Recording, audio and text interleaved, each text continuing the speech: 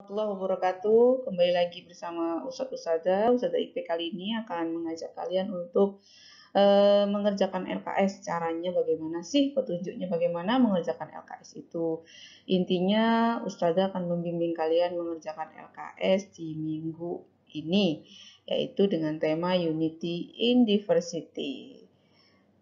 Oke, selanjut yuk. Kita akan bahas di halaman pertama.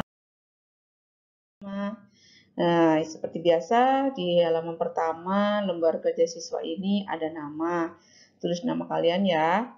Kalau bisa nama panggilan bukan nama samaran, apalagi nama tetangga kalian.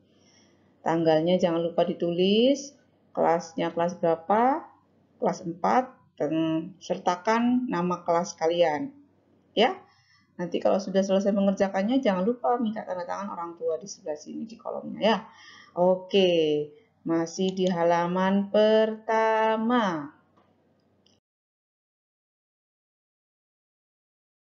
Halaman pertama ini Ustadz Ustazah memberikan sebuah kisah dongeng tentang Aji Saka.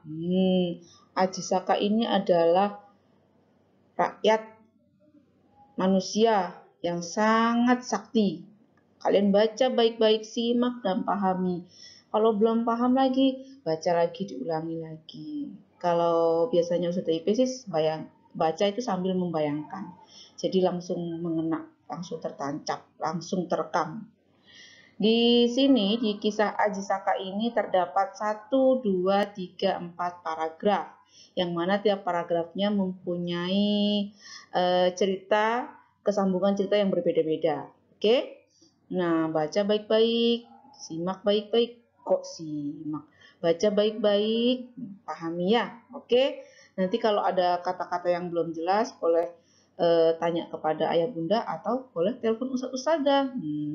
Nah, ingat saat mengerjakan LKS ini, Ustadz melihat proses kalian mengerjakannya secara mandiri, bukan full orang tua yang mengerjakan ya. Karena kalian sudah besar, sudah kelas 4, kelas besar, jadi mengerjakannya mandiri. Kalau ada kesulitan sedikit aja, boleh minta bantuan. Dilanjut ke halaman kedua. Halaman kedua ada pertanyaan. 1. Tentukan ide paragraf pertama dari kisah Aji Saka. Apa sih ide pokoknya dari paragraf pertama? Maksudnya yang mana ya Usnya? Nah, pertanyaannya berarti hanya untuk paragraf pertama, ide pokoknya. Kemarin sudah dijelaskan oleh Ustadz Reddy. Apakah itu ide pokok menentukan pokok pikiran? Nah, sudah dijelaskan. Ingat, pertanyaan pertama ini hanya tentang paragraf pertama. Yang pertanyaan kedua ini tentang tentukan pokok pikiran paragraf kedua. Jadi hanya paragraf kedua. Perhatikan paragraf kedua ya. Pokok pikirannya apa sih? Tentang apa sih itu? Nah, di sini di kolom nomor 2 ya. Kemudian pertanyaan nomor 3. Nomor 3 itu ada pertanyaan tentukan kesimpulan cerita dari kisah Aji Saka. Kesimpulannya apa? Kesimpulannya ceritanya tentang apa ya? Oh, tadi aku sudah baca tentang ini. Ya, jelaskan di situ tentang Aji Saka ya. Oke. Sekarang yang nomor 4. Siapakah yang menjadi tokoh protagonis dan antagonis? Jelaskan dan watak tokohnya. Nah, siapa? 1. Seumpama protagonis namanya siapa, sebutkan wataknya. Wataknya itu bagaimana? Keraskah? Atau mungkin orangnya itu pemarah? Bisa seperti itu. Nah, dan tokoh antagonis di situ juga sebutkan nama dulu, kemudian jelaskan wataknya ya. Nah, sudah jelaskan? Oke, understand? Good job. Lanjut di halaman kedua, masih di halaman kedua. Saat kamu tadi sudah baca cerita tentang kisah Aji yang sangat sakti, yang dengan surbannya yang sakti itu, sekarang kita akan mulai belajar menaksir. Menaksir pecahan maksudnya. Nah, tadi hari Rabu kalian sudah belajar tentang menaksir bilangan pecahan bersama Ustadz Muhid. Insya Allah mudah.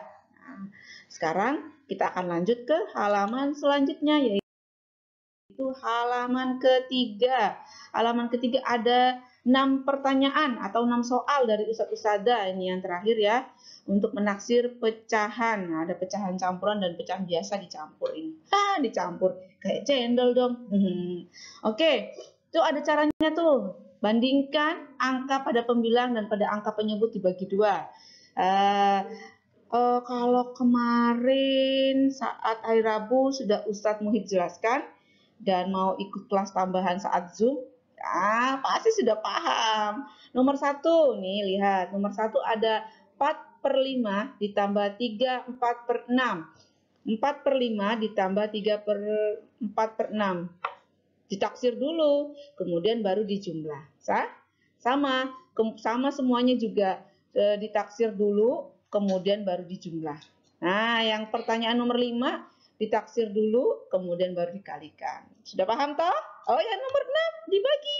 Nah, taksir dulu, baru dibagi. Jangan langsung dibagi, tapi harus ditaksir dulu. Ya, ingat penaksirannya mendekati angka yang taksiran bawah atau taksiran atas. Nah, ya pasti sudah paham. Terima kasih. Sampai di sini. Kalau ada pertanyaan, bukan jawaban ya, pertanyaan yang dianggap, aku masih belum paham nih. Boleh loh telepon Ustazah, nggak apa-apa, jangan sungkan ya. Daripada gangguin mamanya saat bekerja, gangguin papanya saat kerja juga. Nah, boleh telepon Ustazah aja. Siap, laksanakan, komandan. Terima kasih anak-anak hebatku. Jangan lupa baca bismillah. Ketika selesai mengerjakan, ucapkan alhamdulillah. Terima kasih. Sampai jumpa. Dadah. Assalamualaikum warahmatullahi wabarakatuh.